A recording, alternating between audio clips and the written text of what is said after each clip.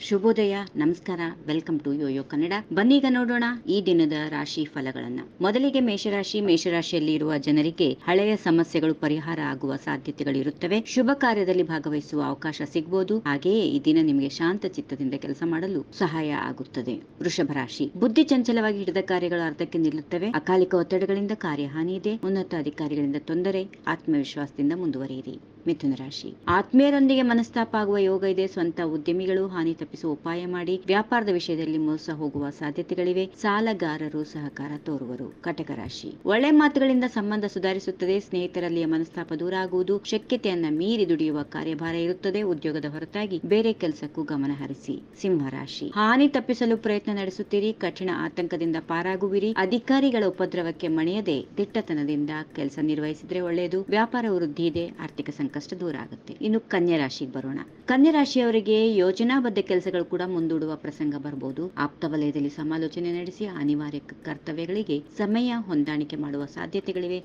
ಆರ್ಥಿಕ ಸಂಕಷ್ಟಗಳು ಎದುರಾಗುತ್ತವೆ. ತುಲಾ ರಾಶಿ. ಕುಟುಂಬದಲ್ಲಿ ಮನಸ್ತಾಪ ಇದೆ. ಗೌಪ್ಯ ವ್ಯವಹಾರಗಳನ್ನು ಸರಿದೂಗಿಸಲು ಸಾಧ್ಯವಾಗದೆ ಪರಿತಪಿಸುತ್ತೀರಿ. ಆಸಕ್ತಿ ಆಪತ್ತು ತರುವ ಸಾಧ್ಯತೆ ಇದೆ. ಮಹತ್ವದ ನಿರ್ಧಾರಗಳಿಗೆ ಇದು ಸೂಕ್ತ ಕಾಲ ಅಲ್ಲ.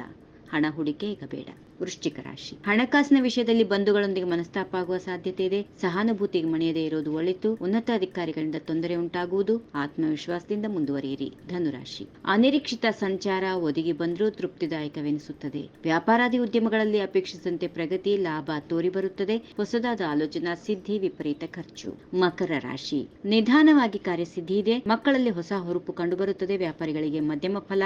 ಸೀಮಿತ ಆದಾಯ, ಸೀಮಿತ ಕಾರ್ಯಗಳಿಂದ ಬೇಸರ, ಮಂದಗತಿಯ ಕೆಲಸಗಳು ನಿರಾಸೆ ಮೂಡಿಸಬಹುದು. ಶಾಂತ ಚಿತ್ತರಾಗಿ ವ್ಯವಹರಿಸಬೇಕಾಗುತ್ತೆ. ಇನ್ನು ಕುಂಭರಾಶಿಗೆ ಬರೋಣ. ಯಶಸ್ಸು ಇದೆ. ಶ್ರಮಕ್ಕೆ ತಕ್ಕ ಲಾಭ, ಕೀರ್ತಿ. ಕೃಷಿಯಲ್ಲಿ ಉತ್ತಮ ಸಾಧನೆ. ಮನೆಯಲ್ಲಿ ಮಂಗಳ ಕಾರ್ಯಗಳು. ಬುಧ ಮಂಗಳ ಯೋಗ ಶುಭದಾಯಕ. ಆದರೂ ಕಿರಿಕಿರಿ ಸಂಭವ. ಪರಿಹಾರಕ್ಕಾಗಿ ಅನ್ನದಾನ ಮಾಡಿದ್ರೆ ಒಳ್ಳೆಯದು. ಇನ್ನು ಕೊನೆಯದಾಗಿ ಮೀನರಾಶಿ. ಬಹುಜನರ ಪ್ರಶಂಸೆಗೆ ಪಾತ್ರರಾಗುವ ಆಡಳಿತಾತ್ಮಕ ನಿರ್ಧಾರ. ಇದ್ದಕ್ಕಿದ್ದಂತೆ ಶುಭಕರ ಒಲವು. ಸಲ್ಲುವ ವಿಚಾರದಲ್ಲಿ ಕುಟುಂಬದ ಒಗ್ಗಟ್ಟು ವೃದ್ಧಿ. ಆರ್ಥಿಕಾನುಕೂಲದಿಂದ ಸರಳ ವ್ಯವಹಾರ.